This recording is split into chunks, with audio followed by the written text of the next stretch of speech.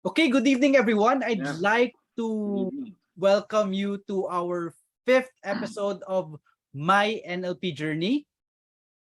It's been my advocacy to really share the magic of neuro-linguistic programming to every Filipino because it has been life-changing not only for me but to a lot of people that I know, especially my students and graduates. And this is to remind you that there is still hope in your life, that you could still turn your life around and you can live the best life that you want. There is a tool that you can use to help you level up your life, and it's not yet too late, because with the right set of tools you have the power to change and to start living your best life. Di ba ang ganda? You will become empowered. Now, I'm June Acevedo. I'm your host for this evening. I'm a certified neuro-linguistic programming master coach and trainer. I'm also the first Filipino certified by the American Board of Neuro-Linguistic Programming NLP trainer here in the Philippines. Just like you before, I've also struggled. There were times that I didn't know kung saan ako papunta sa buhay ko. But this is not, kumbaga, hindi ako yung magiging star this evening. No. So for this evening, I will be featuring, and I just want to really honor and introduce our guest for this evening. So allow me to introduce our guest. He is one of the best ophthalmologists in the Philippines. Not only that, he is also a very successful entrepreneur. So doctor na, entrepreneur pa, so all around. So he is also the owner of one of the most reliable and convenient and reputable COVID testing service named City Express. He is a loving husband and father. It's such a privilege and an honor to have him as our guests. Ladies and gentlemen, allow me to welcome Dr. Paulo Jose PJ Ponciano. Doc PJ, good evening. Thank Hello, you good for evening, Doc June. saying yes. How are you? Yes. Kumusta ka na? Okay naman. Thanks for having me, Doc June. And Okay naman, still struggling siguro pandemic, pero at least we're getting less cases now. Mas bumababa rin curve than the usual. So, we're hopeful. We're hopeful naman. So basically, just still doing my practice in ophthalmology and balancing a lot of stuff other than that. Kaya yan, even my business, still we're doing that. amazing, amazing, Doc. No, Yeah. it's really amazing that you are doing all those things. That Yeah. you're not contented with this one, because you need to really have a lot of sources of income to really support our family. Just like you, I'm also the breadwinner. Pareha tayong mga Mhm. breadwinner ng family natin, Doc. And I would like to honor you, Doc, na despite of your busy schedule, you took time off to really share your story and your journey with us, Doc. Thank Of you. course, I'm actually excited to because I was very excited joining the NLP classes. No? So I'm also excited in sharing what I learned, what I experienced in that NLP journey that we had. Thank you. Thank you talaga. This is about it. Real stories, real change, real people talaga. So, Doc, let's get straight to the action. Sure, sure. So, Doc, the first question that I wanted to ask you is, what was your biggest struggle before you joined our NLP certification, Doc? Well, so this was during the pandemic. No, we had our NLP last January, if I am correct. Last Yes. January, so during the pandemic. So at that time, I was practicing ophthalmology until now, and at the same time doing my COVID testing business. So other than these, I have a lot of different things to do in mind. Um, Different paths, different goals. In short, I was struggling on what to do Mm-mm. and what to prioritize. Because for people who really know me, I have a lot of interests then Mm-mm. that I was having trouble prioritizing them kung anong dapat gawin, ano dapat simulan, what to do what. No? So in short, I lack focus. So I was struggling on what to do, what to prioritize, and even what goals to attain first. So that was really my struggle when I really focus on the root of the problem. Nice. Thank you for that, Doc, no? So, Doc, what have you done before to solve this problem? Ano ba yung mga ginawa mo to solve this problem, Doc? Well, it's simply I wanted to, for example, to pursue my career, which is in medicine. And then I have this business then, and then I wanted to, well, my childhood, my childhood um, dream actually is to become a computer engineer, because I feel that computer and technologies are part of my, and I think it's my element when I'm around computers and these technologies. So now I'm actually having a course now in online course lang naman in Harvard doing computer science. So, and other than that, I have still a lot of things to do, to attain, and some even overlap. No? So I tried to do everything at once towards different goals and aspirations. I tried prioritizing my goals, but I guess the lack of focus really tend to delay these goals. Yeah. So that's the real problem. Even before, I think one of my Waterloo is the lack of focus. Lack of focus, Doc. So, Yeah.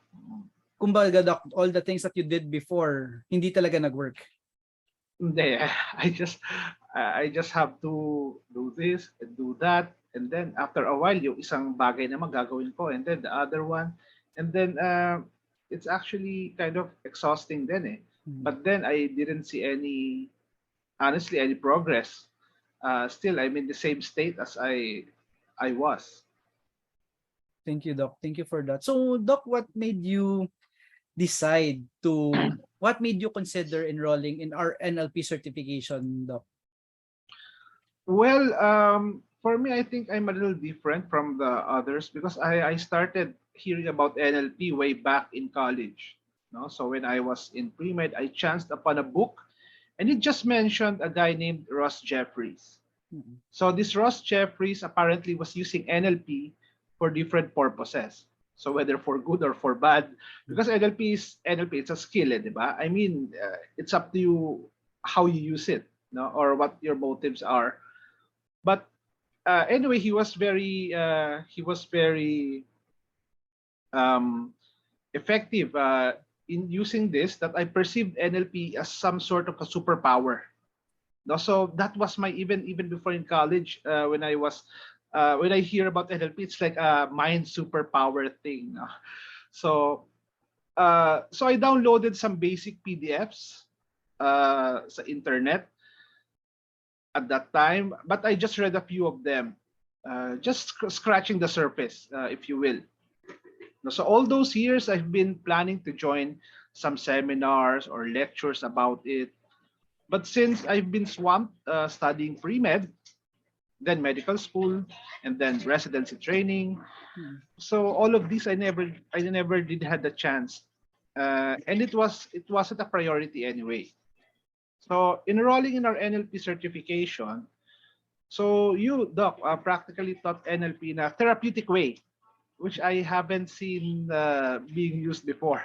Kasi iba yung nakikita kong gamit ng mga NLP, especially mga motivational speakers, Yeah. like and I believe even politicians like Barack Obama. So these people, or even pickup artists, no, are using this NLP to do other things. That's why it's the first time that I've seen NLP used as in a therapeutic way. Nice, no? It's really the one of the misconception of neuro-linguistic programming.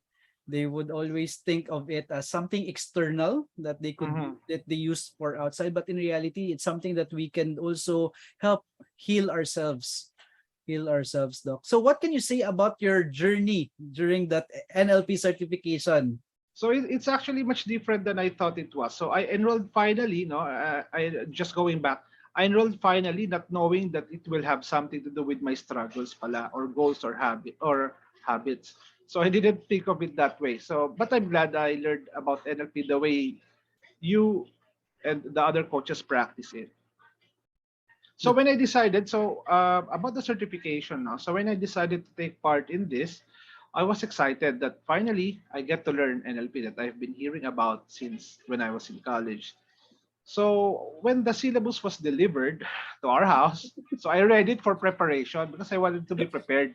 I wanted to be prepared before the class starts. I am that excited now.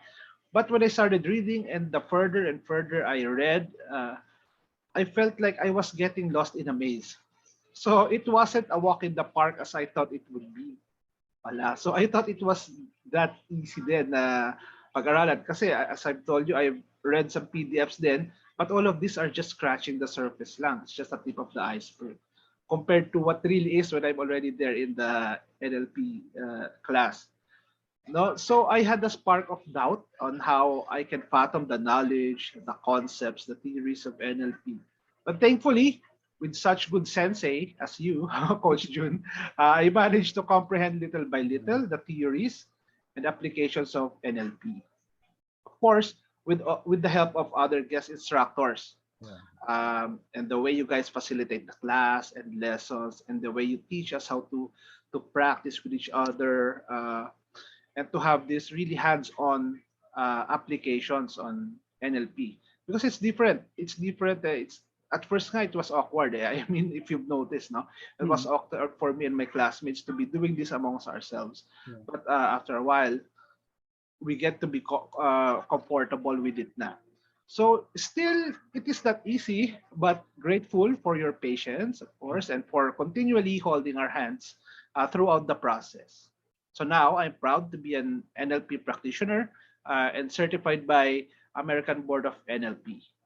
And what's amazing there, Doc, I was able to break it down to, kumbaga, i-break down yung process natin. Why was Yeah. it designed like that? Yung design pala natin, Doc, is so that you will be so confident in building rapport with everyone.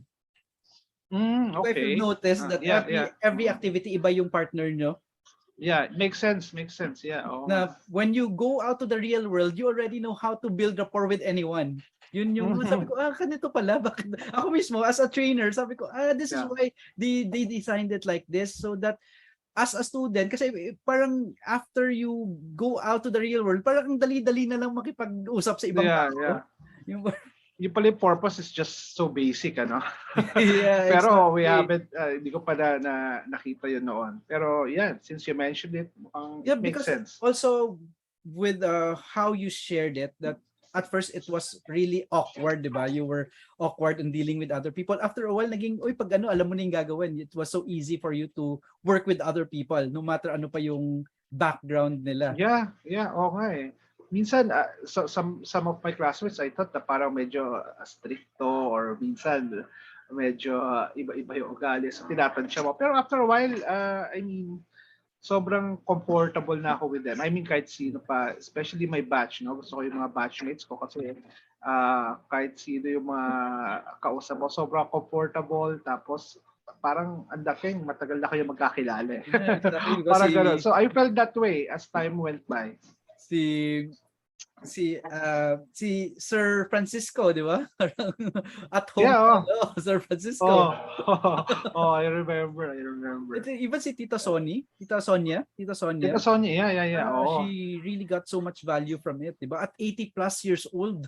Kaya nga, kaya actually when she was my first partner, si Ma'am Sonia. Kaya sabi ko sa isip-isip ko, parang stricto yata to si Ma'am Sonia. Hindi ako pwedeng paloko-loko dito, baka magalit sa akin. Pero after a while, okay naman, sobrang okay kausap pala si Ma'am Sonia. Yeah, she's really very. So I enjoyed. At saka maganda yung mga questions niya. She's been asking a lot of questions that I've never thought of. So buti nga she was asking questions kasi we learned from it then. Yeah, even for me as well. Every time students would ask questions, ako mismo, how can I answer this? And it also helps me improve as a trainer.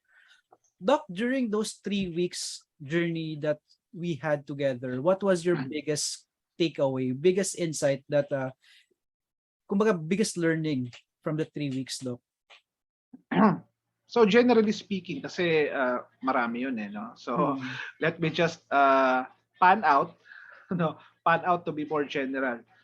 So the biggest takeaway would be, if we believe, or we can say program ourselves Mm. into doing what aligns what is inside of us, what our philosophies are, our beliefs are, and it aligns, we can reach our goals faster and better than we expect. So I think that's the like general takeaway. So how about you, Doc? Personally for you, Mm. what changed in your life? So kumbaga, with your struggle before, so how is it right now? Well, honestly, life still goes on from my side. So still wanting same things, still having same goals, but with a different perspective. So now I have the focus I needed to achieve those goals. Now I can prioritize what has to be done, and now I can relieve myself on trivial things. So yung mga minsan hindi na masyado kailangan, hindi ko na kailangan pag-aksaya ng oras. Parang gano'n. Dati kasi I cannot let go eh. Kasi Mm. I was thinking, hindi, gusto ko to eh. Gusto ko to. Pero hindi naman pala, kung gusto mo pala lahat, hindi mauubos yung oras mo sa lahat din. No? So that's what I learned. Now I learned to focus on my energy on the things that matter. No? So Nice. one mission at a time, one step at a time. Nice, Parang gano'n. nice. Yeah. Amazing, amazing, Doc. It's really amazing. Kasi when we were having our one-to-ones Oo. before, right? Oo. So you had a lot of things in mind, leather craft, and also Kaya nga eh. yung a lot of Napaka-trivial na iba eh. Oo.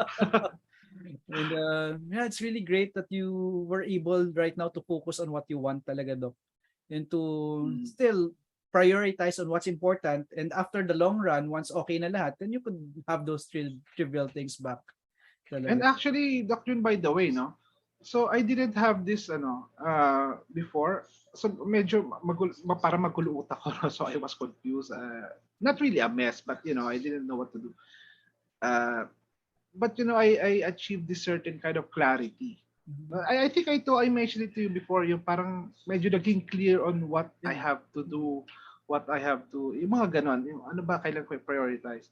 So, after practicing this NLP, nasa parang everything around me are becoming clearer. Mhm. So, parang ganon. So, I think the best word describing is clarity Yeah. for me. Alam mo, Doc, that is also the best word that I would describe how I Ah, felt. talaga. Oh, clarity. Nice, nice. Kasi parang we both, I think I was hitting a wall already during that time Oh, yeah, in yeah. my life. Tapos hindi ko alam bakit. Yung parang ano ba naman to? Anong nangyayari Parang sa buhay? ginagawa mo naman yung kailan mo gawin, di ba? Yeah, exactly. Parang gano'n. There's something wrong talaga. But I think it's Ah, also the when we release the negative emotions din. Laki rin ng natulong yeah, oh. for me. Well, honestly, hindi ko maintindihan yun eh. Parang, ano ba yun? Emotions? Mga relief? Pero hindi pala eh. Sinabi mo kasi noon, parang hindi mo malalaman after a while. Yeah. Di ba? So parang after a while, parang yun nga, naging clearer.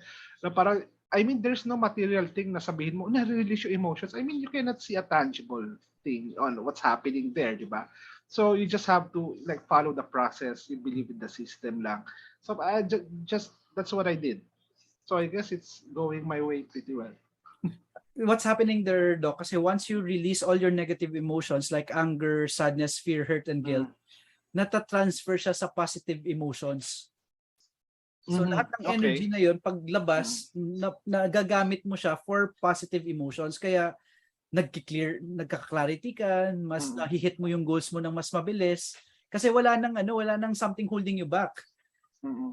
Tama, tama. That's 'Di ba? true. Imagine mo na isang buong mundo yung pasan mo, biglang Oh, na-release mo in 2 hours.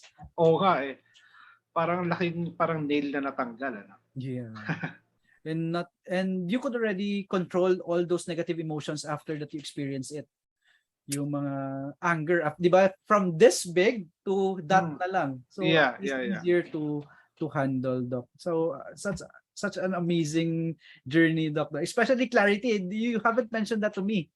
Ah, hindi pa ba? Ah, Yeah. okay. You haven't mentioned Okay. that to me na nagka-clear na lahat. Na nagka-clear na lahat. Oo. Ay, hindi. Kasi siguro dahil after a while pa nung class eh. Hindi naman during class.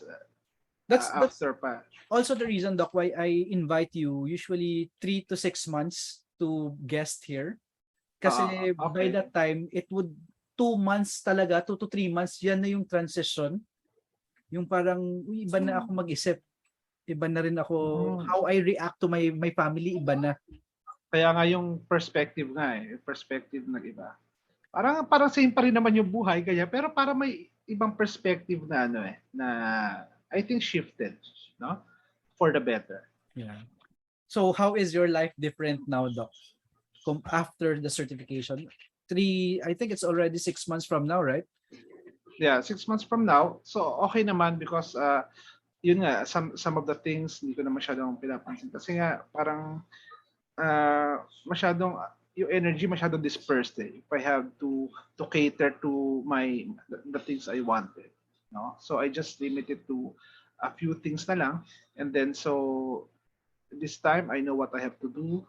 So actually this coming August I plan to do the memory coaching with coach AB, no? Kasi I think it will help with my goal. So ganun na yung parang thinking ko So, para wag mo nang pag-aksayan yung oras yung hindi mo naman papunta sa goal mo. Yeah. 'Di ba? So that's one of the clarity that that I was talking about. So yun, now I think I know what to do, and I have siguro plan A, plan B to have other things in mind. Pero it's all in place. Unlike before magulo. I mean, it's still not perfect, no? But we'll get to it as we go along. Yeah. It's important to just have sensory acuity, di ba? Sensory acuity, behavioral flexibility. Yeah. So the plans not situation by change. situation. Oh, yeah. Change. Magali lang. Pero that's why I have to rin siguro, I think I have to go back and practice NLP pa rin because of course para siyang hindi naman NLP once you learn it na alam mo na agad, no? So I think you really have to harness the superpower. Diba? So one time I have to pala. So when is the next do we have a practice Sa July we have one. Okay. We have one practice session end of July, pero yung September. So yung next batch natin September. Okay. So sa September you can just sit in. You can just all right. Not only sit in, gusto mo maging coaching assistant, you are free to be a coaching assistant kasi you learn more once you become a coaching assistant. Ikaw the kasi best way to learn is to teach Oo. Ikaw kasi yung tatanungin nila. Kaya nga sige this July I have to refresh din pala. It's a parang group coaching natin, Doc. One session lang, 1 day lang. Yeah, So next month then isa. So Doc, moving forward, what do you want to impart to everyone watching here right now? Well, I guess each of us, no, so including those people watching, have different goals. We have different dreams, aspirations. We all have these limiting beliefs, no? Yeah. Kahit gaano pa kaliit, no? So we have fears, we have doubts that we cannot do the things we want or we cannot reach certain goals. So now there is a way. We can program or train our minds to be a better version of ourselves. A version that actually believes that we already achieved what we want to achieve. That we are already successful. So if we truly believe that, then I guess reality bends to our whims. So that's what I want to impart, siguro. Oh, thank you. Thank you for that one, Doc. Very wonderful, very inspiring. Doc, where can people contact you? And are there any upcoming projects that you want to share with us so that me and the viewers watching here can support you naman, Doc? Siguro just since I'm an ophthalmologist, practicing, so you can go to my clinic siguro if you have problems you want to contact me. So you can contact me at should I say my number or will you just post, Yeah, you could say your number and I'll also put it in so that they can really see it. Sige. You can contact me at 0967 017 4357. So that's 0967 017 4357. So that's my number. And then I have a clinic in Metro Antipolo Hospital. And it's on Mondays 1 to 4 p.m. and Tuesdays 9 to 12 noon. Yan. I also have a clinic in Santa Lucia Healthcare Center in Santa Lucia Mall beside it. So usually Thursdays naman ako. Thursdays 11 a.m. to 2 p.m. Yeah. So And yun yung syempre mga yung available. COVID mo, Doc, COVID testing. Yeah, COVID testing, you can message us the same number if you need COVID testing for home or office service. You can also contact us for that. No hassle. We go to your house or we go to your office, and then we do the test, and then everything runs smoothly. Yeah. Thank you. Thank you for that one, Doc. I truly honor you, Doc, for saying yes this evening. No, I know that you have a long day tayo from 6 o'clock. Tapos sa clinic ka pa. And Yeah. you shared your time with us this evening. Thank you. Thank you so No, much. it's my pleasure. It's my pleasure, Dr. Thank you. Thank you. We're very grateful for your guidance. Always. Ayan. Another very successful, inspiring, and meaningful session from Dr. PJ Ponciano. Doc, I'm truly honored for your wisdom, insights, and your time. This is the reason why I keep on doing this, to remind you that you can always change your life. May paraan for you to be able to start living your life. We pray for change, and this is the answer to that one. Once again, I'm June Acevedo. I'm a certified Neuro-Linguistic Programming Master Coach and Trainer. I'm also your friend. So let's connect, message me, let's book a 30-minute clarity call. Let me help you in your journey. So before we formally end, I want to leave you with this one. It only takes one new mindset shift to change your life. What you focus on expands. So focus on the goodness, focus on the love, focus on the ideal life that you want. And this is from Matthew 7, verse 7. Ask and you shall receive. Seek and you shall find. Knock and the door shall be opened. Good evening, everyone. Have a blessed week ahead. God bless everybody. See you again in our next session of my NLP Journey. Real stories, real change.